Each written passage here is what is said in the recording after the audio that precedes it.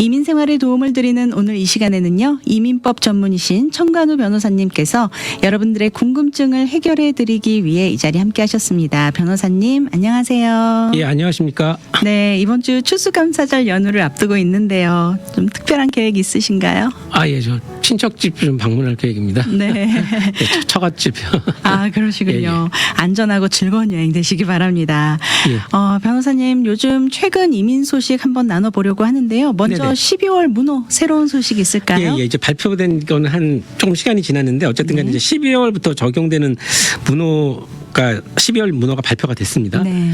제가 이제 좀 한인분들이 특별히 관심 있어 하시는 부분만 빨리 제가 짚어드리도록 하겠습니다. 네. 좀 안 헷갈리게 하기 위해서요. 네. I-485 영주권을 접수할 수 있는 시기가 언제인지를 먼저 말씀드리고 네. 그다음에 이제 우선일자별로 해서 언제 케이스를 승인받을 수 있는지 네. 그걸 빨리빨리 짚어드릴게요. 네. 일단 첫 번째는 이제 영주권자의 배우자 네. 또는 이제 미성년자에 관한 문호입니다. 네. 이 경우는 이제 내가 영주권자인데 내 배우자를 초청하거나 또는 미성년 자녀를 초청하는 경우가 되겠죠. 네. 이게 사실 작년까지는 굉장히 이제 오픈이 돼 있어가지고 I-130이라고 그래서 초청장하고 I-485를 동시 접수가 가능했었거든요. 네. 근데 이제 문호가 작년 말부터 이제 뒤로 밀리면서 자꾸 밀려가지고 지금은 이제 동시 접수까지는 현재는 불가능한 상태로 되어 있습니다. 아, 그렇군요. 예. 일단 이제 우선일자를 알아보면은요. 네.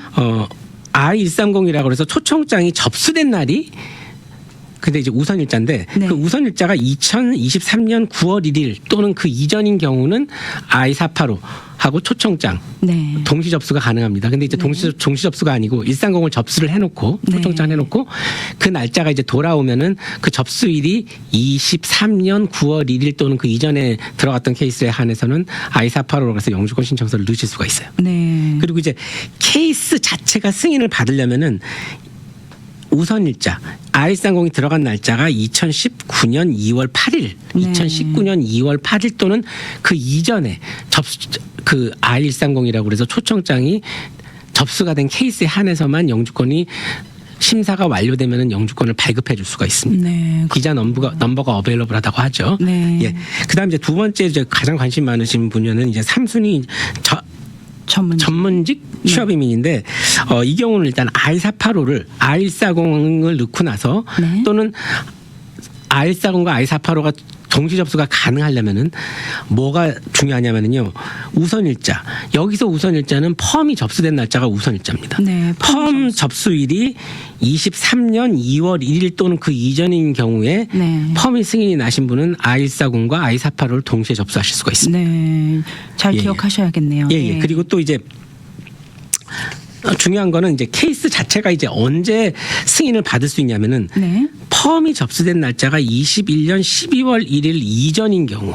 이전인 경우. 네. 네. 이제 그 경우에 한해서 심사가 끝났을 경우에 영주권을 발급받으실 수가 있습니다. 네. 21년 12월 1일. 네. 그리고 이제 취업 3순위 비숙련의 경우는요. 네. 일단은 요거는 이제 조금 더 이제 접수 가능일도 굉장히 뒤로 밀려 있어가지고 일단은 펌이 승인이 나고 펌이 승인이 났고 I-140이라는 그 고용주의 초청장을 집어넣은 상태에서 네. 그 우선일자가 2020년 12월 15일 그러니까 펌이 들어간 날짜가 2020년 10월 15일 또는 그 이전인 경우에 한해서만 I-485를 이어서 넣을 수가 있습니다. 네.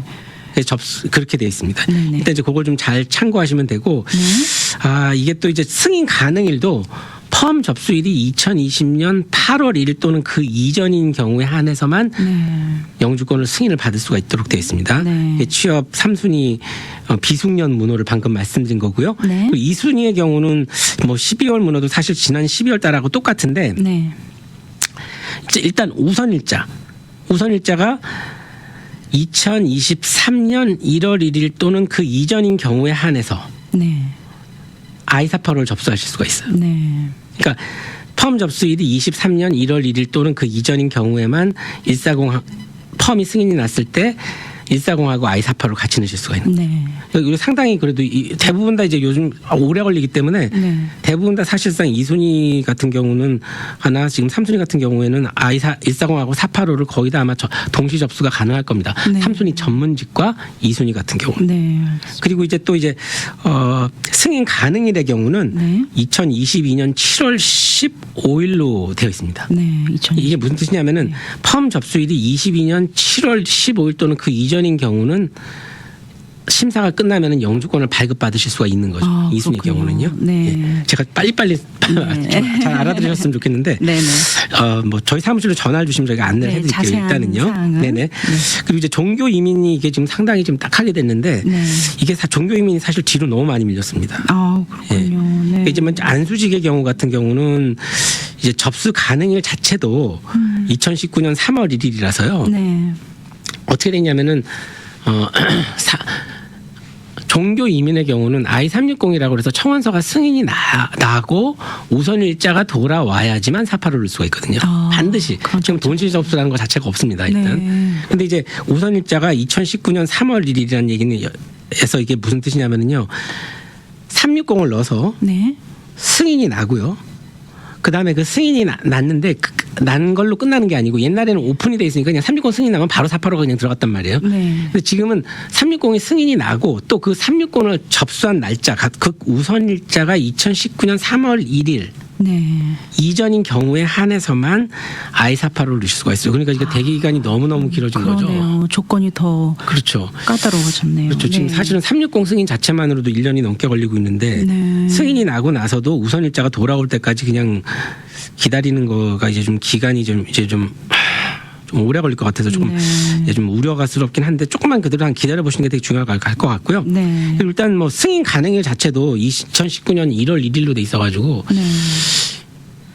360 접수일이 2019년 1월 1일 또는 그 이전에 접수하신 분에 한해서만 현재 485가 들어가더라도 승인을 받으실 수가 있습니다. 네.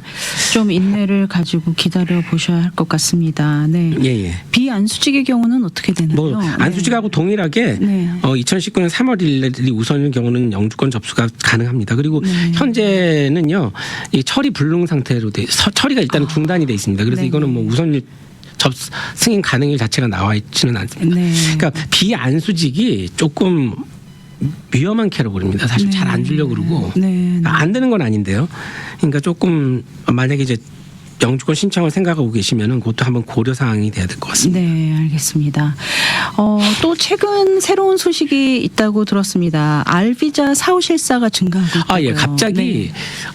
없었던 건 아닙니다. 왜냐하면 자주 나오니까요. 네. 알비자는 원래부터가 실사가 많은 캐러고입니다. 네. 일단 뭐 처음으로 알비자를 신청하는 교회에 대해서는 무조건 전수 실사를 하도록 되어 있고요. 네.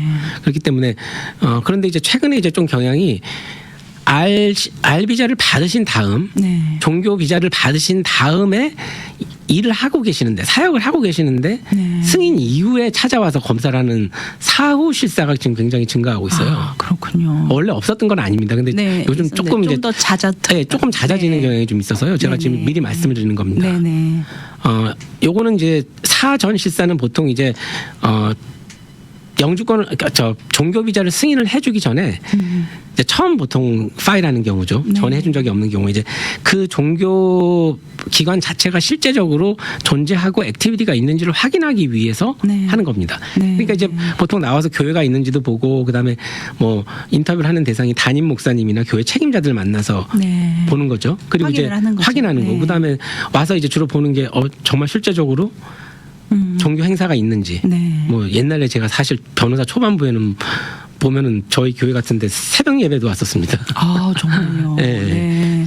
제가 옛날에 그때 조금 작은 교회를 섬기고 있었는데 그래가지고선 이민관이 5시 20분에 새벽 예배 같이 보고 끝나고 정말 얘기를 하고 부지런하시네요. 있었거든요. 예. 그러니까 사전 실사는 네. 종교적으로 엔티티가 실체가 존재하고 있는지를 확인하고요. 건물하고 네. 이렇게 주변을 보고 그다음에 종교 활동이 있는지를 보는 게 이제 사전 실사가 주로가 되고 있고요. 네. 보통 이제 알비자가 승인이 안 났기 때문에 보통은 거기서 이제 사역을 하고 계시면 안 되는 거죠. 네. 그러니까 알비자 신청인이신 목사님은 거기서 만날 가능성은 거의 없는 거죠. 네. 사전 실사는요. 네네. 근데 사후 실사는 뭐냐면은 이미 엔터티 체크업은 마쳤기 때문에 때문에 요번에는 사후실사는 뭐가 다르냐? 승인을 이미 받았잖아요. 네.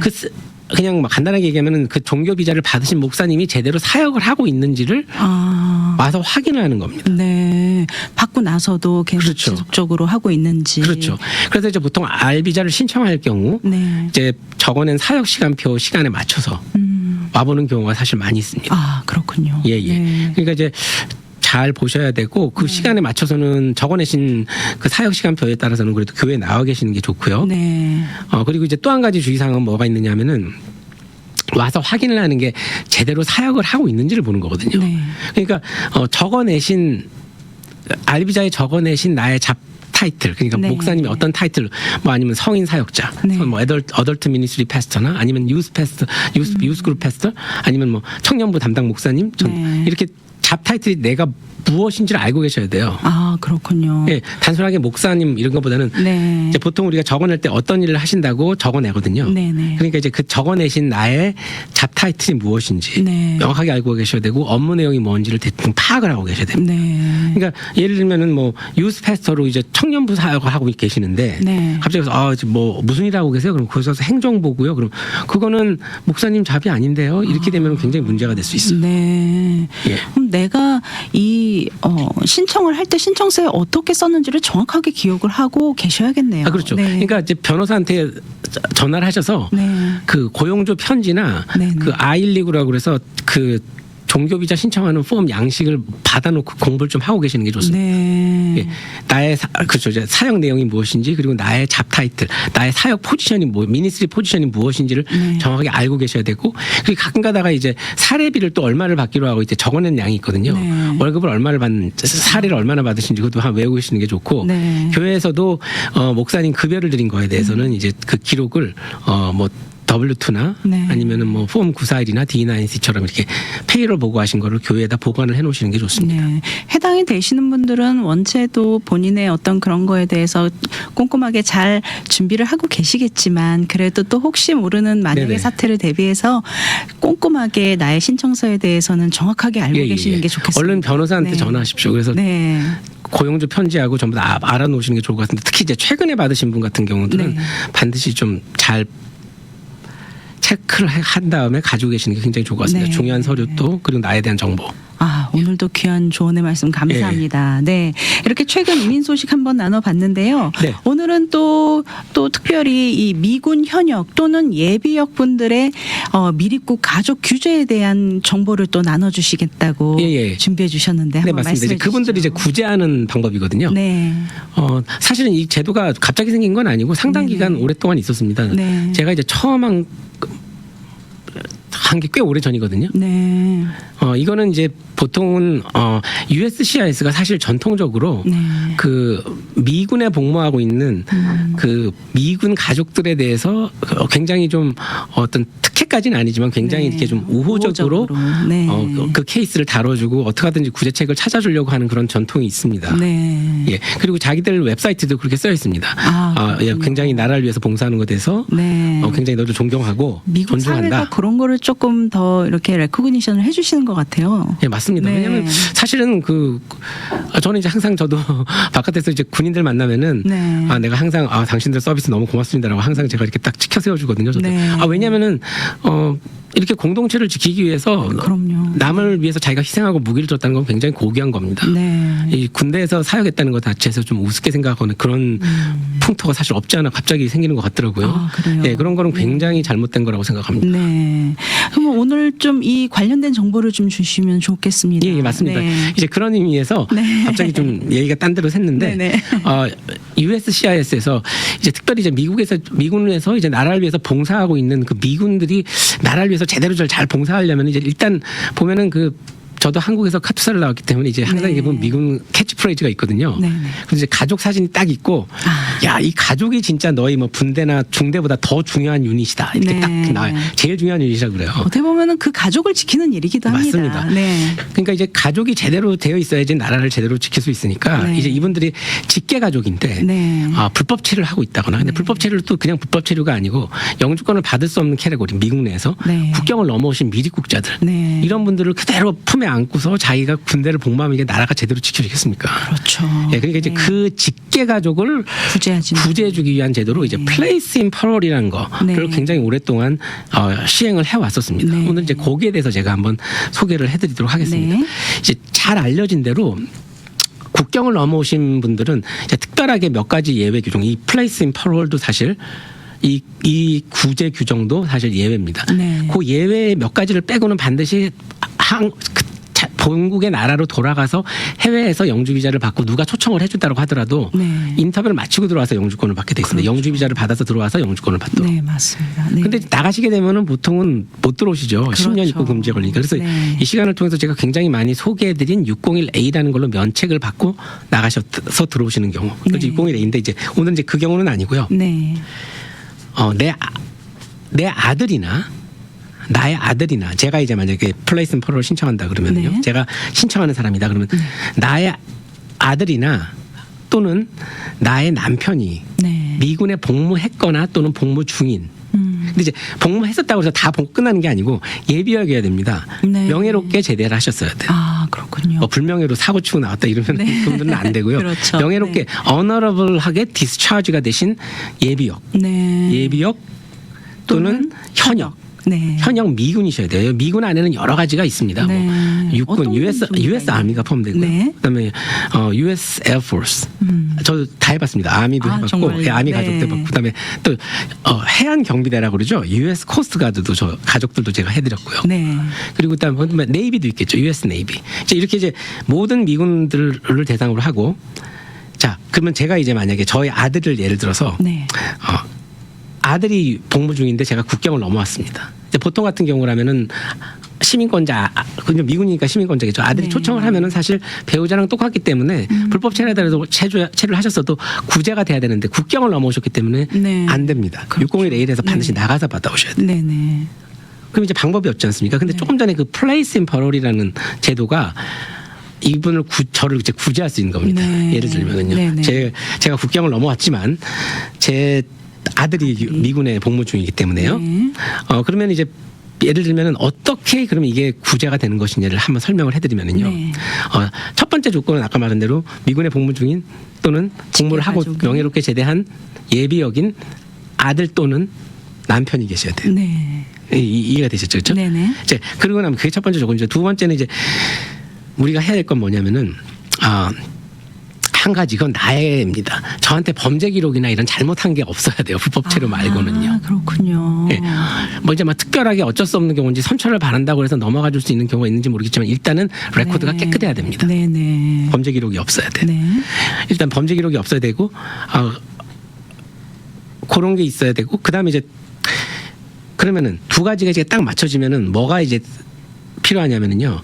플레이스 인 퍼럴이라는 게 뭐냐면 필요한다기보다는 이게 설명을 드리는 겁니다. 네. 플레이스 인 퍼럴이라는 건 뭐냐면 여기서 플레이스라는 건요. 현재 국경을 넘어온 제가 여기 미국에서 살고 있는 여기가 플레이스입니다.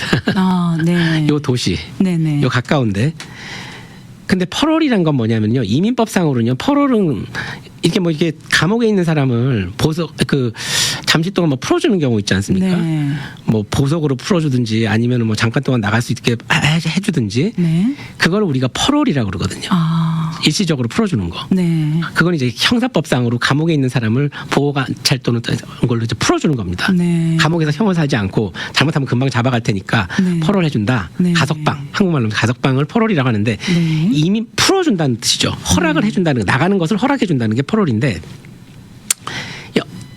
이민법상으로는 미국 내로 들어오도록 허락을 해주는 게 퍼럴입니다. 네. 그러니까 플레이스 인 퍼럴인 건 뭐냐면요. 당신이 오래전에 국경을 넘어왔기 때문에 당신은 I-94 카드도 없고 출입국 관리 기록이 없기 때문에 영주권 네. 신청을 할 수 없습니다. 당신 남편이나 당신 아들이 시민권자라고 하더라도 네.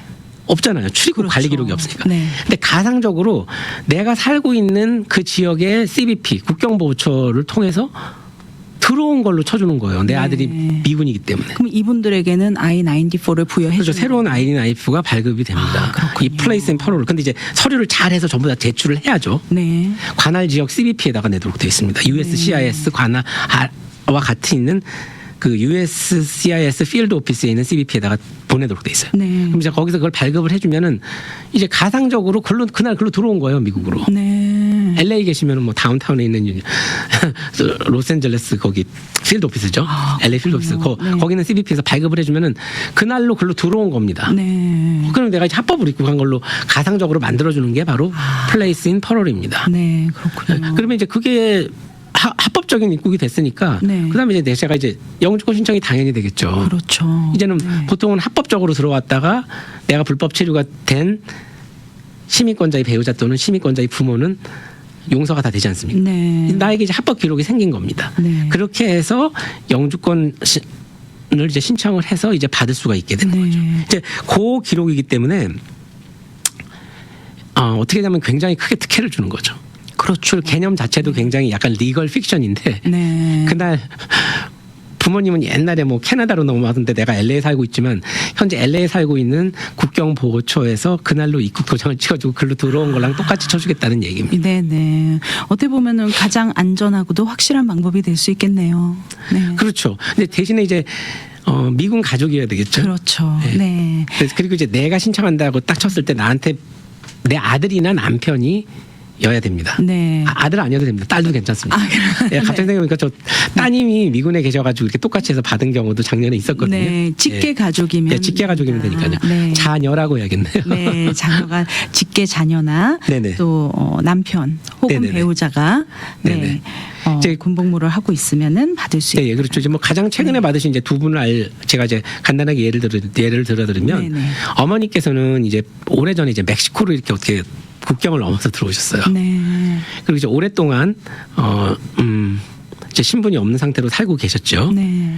그리고 이제 근데 이제 남편분이 취득을 하셨어요. 영주권. 그러니까 네. 영주권도 하고 다 하셨는데도 못 받죠, 이분. 네, 그렇죠. 왜냐면 국경을 넘어 들어오셨으니까. 너무 안타까운 네, 상황. 남편분이 시민권을 따도 안 돼요. 근데 이제 미국에서 태어난 아드님이 US 코스트가드를 갔습니다.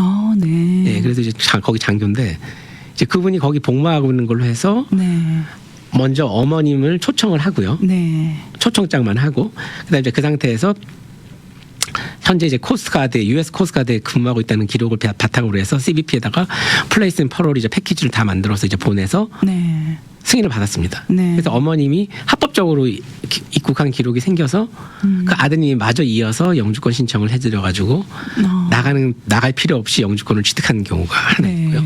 그럼 그렇게 취득한 다음에 네. 만약에 아들이나 뭐 네. 남편이 네. 군 복무가 뭐 끝났다거나 아니면은 더 이상 이제 군에 제대를 했다고 표현을 해야 되나요? 근데 아무 상관이 없죠. 그건 좀 상관이 전에 없는 거죠. 그렇죠. 네. 좀 전에 말씀드렸습니다. 예비역도 네네. 괜찮다고요. 네네. 예비역도. 예비역도 된다. 네, 그렇죠. 네. 그렇겠으니까요. 이제 그런 분이 한 분 계시고 그 다음에 이제 US 아미에 계신 분, 그분 이제 따님이죠. 네. 똑같은 케이스입니다. US 아미에 있는 따님인데 네. 시민권자로서 엄마 초청하고 그 다음에 플레이스 인 퍼럴을 자기가 신청을 해서 어머니 신분을 회복시키시고 그 다음에 자기가 또 사파로 어머니는 사파로 따님의 그 US 시티즌이자 US 아미에 복무 중인 따님이 넣어준 파티션을 바탕으로 아이성을 바탕으로 해서 엄마가 조금 전에 또 이제 플레이스 인 퍼럴로 받은 새로운 신분 네. 입법 기록을 또 바탕으로 해서 엄마가 영주권을 신청을 하신 거죠. 아이사파를 네. 넣어서 영주권을 무사히 잘 취득하셨습니다. 이제 그 두 분이 가장 최근에 저희가 해드린 케이스예요. 그렇군요. 최근에 이렇게 네. 상담 들어오는 케이스 중에 뭐 가장 많이 문의가 들어오는 그런 케이스들은 어떤 것들이 있나요? 최근에는 사실 올해 중반까지는 사실 시민권 거절이 제일 많았고요. 네. 예. 근데 생각보다 거절이 많이 됩니다. 많나 근데 봐요. 네. 특히 올해 여름 경우에는요, 여름까지 굉장히 거절이 많았어요.